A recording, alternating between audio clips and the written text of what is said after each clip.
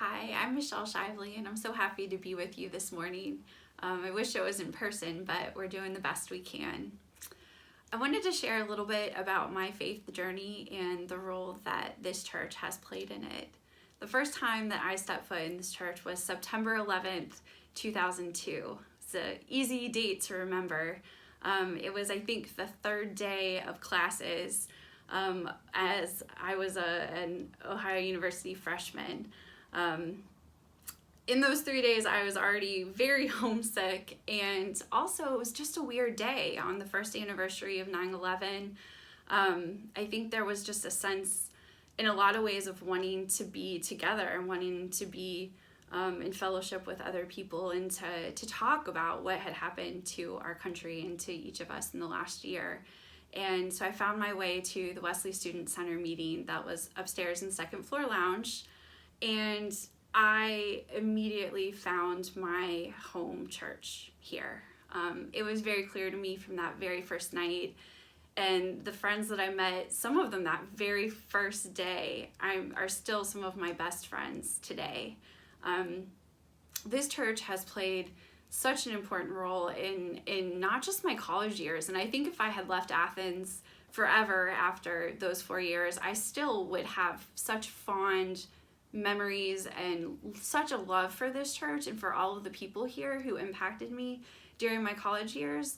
But I just have been lucky enough to get to hang around for even longer. And because I didn't grow up in church, I grew up in a very loving family, and I always felt like I knew Jesus and I knew that God loved me, and that was an important part of our family life, but we just never went to church. So I had never before experienced what that could mean to have a church family and to have people outside of my family, my immediate family, that loved me and wanted the best for me and were able to lift me up when I really needed that.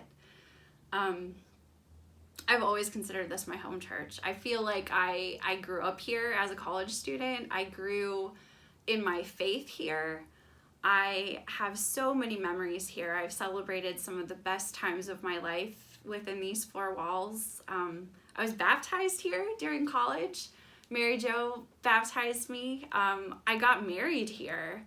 Both Pastor Mary Jo and Tom Hanover were the officiants at my wedding, and I just can't express how important this church has been to me. And then on the flip side, this church has been there for me during some of the toughest parts of my life. When that marriage fell apart, I came back here and I found the love that I needed and the support that I needed to be able to pick up the pieces and to move on. After my mom died, I found a lot of comfort here through the support of friends, through the church services, through my small group. This church has always been there, and it's easy to be there for the happy times. Everybody wants to be invited to a wedding and to share in that joy, in a baptism. All of these things, those are the happy things. Those are easy.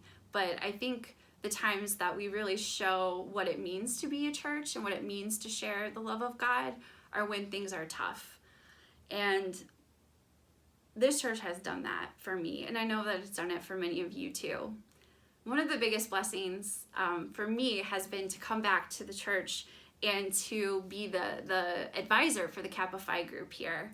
And Vicki Butcher, it was right during the time when I was getting divorced, and Vicki came up to me after church one morning and said, "I had a dream about you, and I think that you should come to Kappa Phi and see if you want to be the sponsor." And I said, "Oh, okay." I mean, you can't say no to Vicki right off, right? So I thought about it, and I said I would come, but in the back of my head, I thought, this isn't right for me. I don't think I'm the right person. I don't think this is the right time for me. I'm not sure I can even hold it together to support myself, let alone support anyone else or be any good for a group like that. But it's been amazing how much it has helped me it helped me right then to have a purpose and to have something that I could do for others, a group that I could be part of, and In those first couple years that I was the sponsor, I know that I probably got more out of my relationship with Capify and with those girls than maybe what they did, because it just meant so much to me. And it still does, and it's been, I think, 7 years that I've been doing that.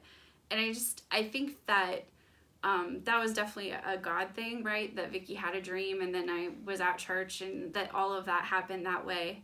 I've just been so grateful to be part of the ministry of this church, and that campus ministry has always been so important. And I know that personally since I was a student here, and I remember how much the women who were involved with Capify at that time meant to me, and how much they guided me.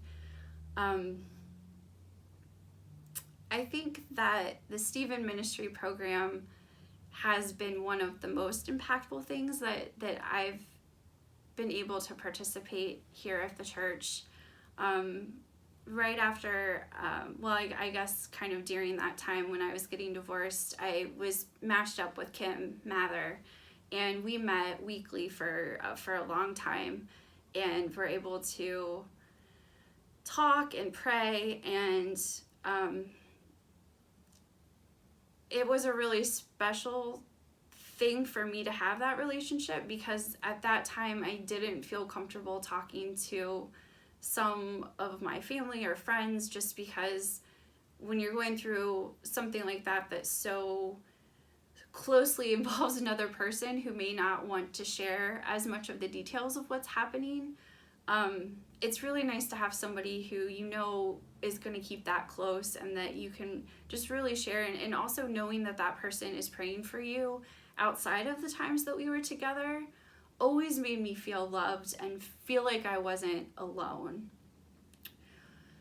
I know that one of what I thought was the worst day of my life was the day I had to go to court for the divorce. And after I left the courthouse, I went straight to Kim's house, and we sat on the couch, and she wrapped me in a prayer shawl. And it was a beautiful blue prayer shawl that someone in our church had lovingly made. And we cried. And I know I cried and cried and cried and cried. But when I had this prayer shawl wrapped tightly around me, it felt like all of you were hugging me. It felt like the love of God, the love of this church, and all the prayers that I had been asking for months were lifting me up in love, and I didn't feel alone. And for months after that, even today, years later, if I'm in need of comfort and there's no one sitting next to me to offer it, I still wrap myself in this shawl, and I still feel the love of this church and all of the prayers that we all lift for each other and that you have lifted for me. I feel that, and I feel lifted, and I feel the love of God, and I don't feel alone.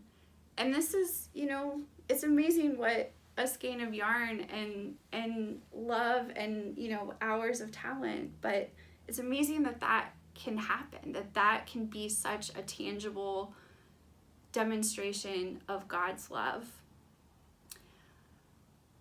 I know that there are so many things that happen in this church that serve others. There's so many ministries that we do and things that people are a part of. But sometimes when we're doing the things, we're just doing the things. And we're doing the things because they're on our to-do list, or because they're the things that we always do, or someone asked us to do the things. But I think sometimes we forget while we're doing the things just how much they mean to the person who's on the receiving end. And what that feels like to really need that support, and how much that lift can mean to someone who's struggling. When you are struggling, sometimes it's really hard to feel the presence of God, and it's hard to feel Jesus walking beside you. And I think that in those times, that's when we as the church need to step in and be Jesus' stand-in and remind people that Jesus loves them, that we love them, that the church loves them, and that they're not alone, and whatever they need, we can help them find. And I think that it's important that we remember that as we're on the giving end, but then it's also important to remember that at some seasons in life, we're the ones who have to be humble enough to accept the lift.